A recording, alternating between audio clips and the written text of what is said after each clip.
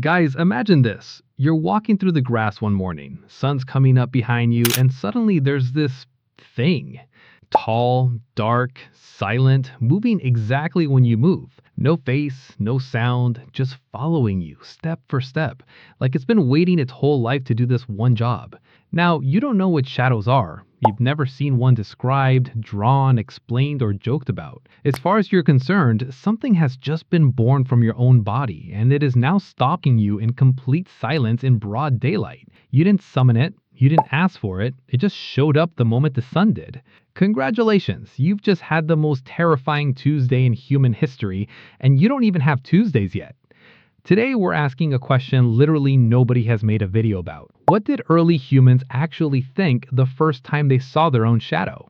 Picture early human life, somewhere between 1 and 2 million years ago. Long before villages, long before language as we know it, long before anyone had the concept of explaining something scientifically. No mirrors, no still water most of the time, unless you happen to be standing near a very calm, undisturbed lake at exactly the right angle. No glass, no polished metal, nothing reflective in daily life at all. Which means, guys, for an enormous stretch of human history, people had almost no consistent way to know what they actually look like. They knew their own hands because they used them constantly. They knew their feet because they walked on them. They knew the general outline of their body because they could look down and see it. But a full external image of themselves, from head to toe, moving and reacting in real time, that basically did not exist for most of early human history. So when a shadow shows up, a full human-shaped moving shape attached permanently to your own 2 feet, that is functionally the first outside view of a human body that a human being has ever encountered. That is not a small moment in the story of our species. That is one of the strangest sensory experiences a person could possibly have with absolutely zero context for what is happening, why it's happening, or what it means. And here's the thing, guys, it wasn't a one-time event either. It happened every single sunny day. Morning shadow, stretched out long and thin. Midday shadow, short and stubby, almost gone. Evening shadow, stretched out again, but on the opposite side. Imagine trying to make sense of a companion that changes size and direction constantly and never once says a word to explain itself. So here's what we're really asking today. Did early humans think their shadow was alive?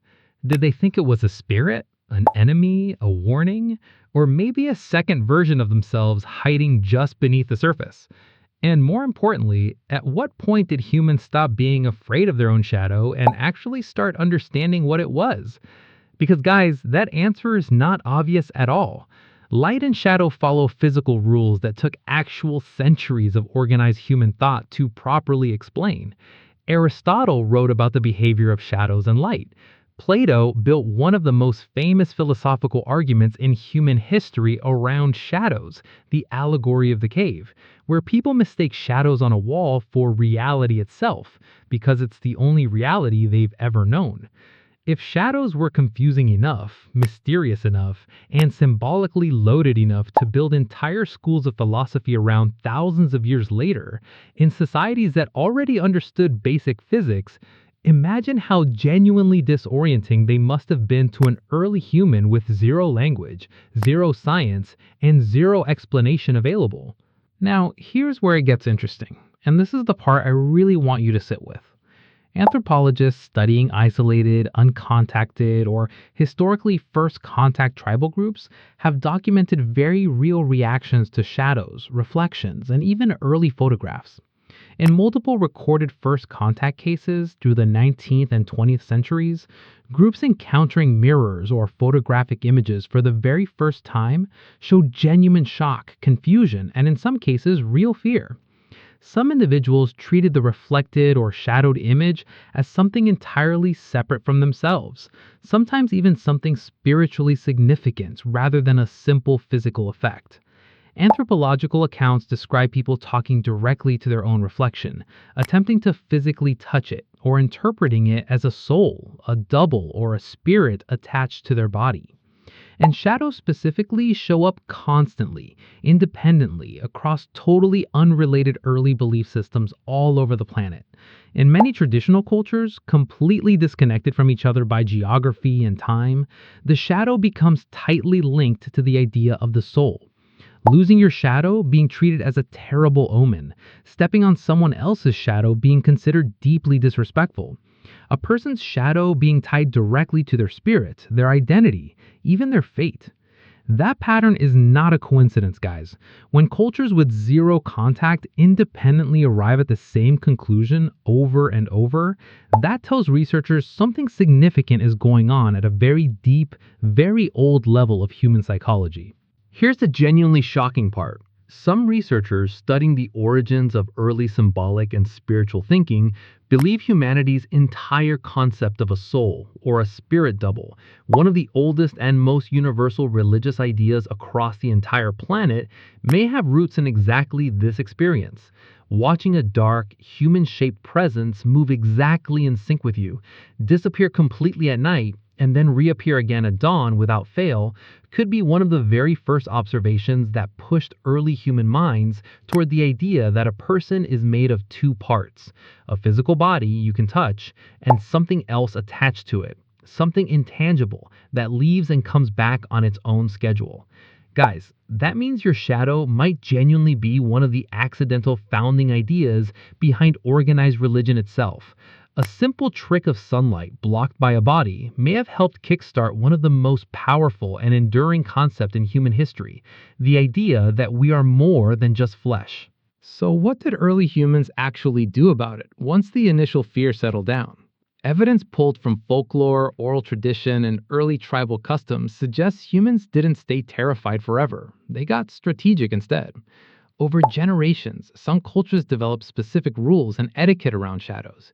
Don't let your shadow fall across a sacred object. Don't let your shadow touch a sleeping or vulnerable person. Be careful whose shadow crosses whose, especially between certain people in the community. Instead of living in permanent fear of this unexplainable dark companion, early humans built an entire informal rulebook around it, folding this strange, unsettling phenomenon directly into daily ritual and social life. And honestly, guys, that is the most human move possible. Can't explain it? Fine, make rules about it, assign it meaning, and get on with your day, because there's still a mammoth to find and a fire to keep alive. And guys, here's where it gets a little uncomfortable, in a fun way.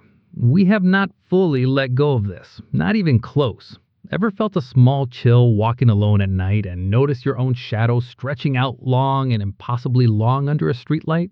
Ever flinch slightly at a shadow shifting in your peripheral vision right before your brain catches up and says, "Relax, that's just you"? That flinch is ancient, guys. That is the exact same base wiring your prehistoric ancestor had, just heavily edited and smoothed over by a few 100,000 years of civilization, language, and science class. We've built entire horror movie genres, entire jump scares, entire haunted house industries around shadows moving where they shouldn't. Some part of our brain never fully updated its files, and honestly, it never fully will. So next time you're walking home and your shadow stretches out long and slightly creepy under a streetlight, just remember, guys, you're not being paranoid. You're being ancient.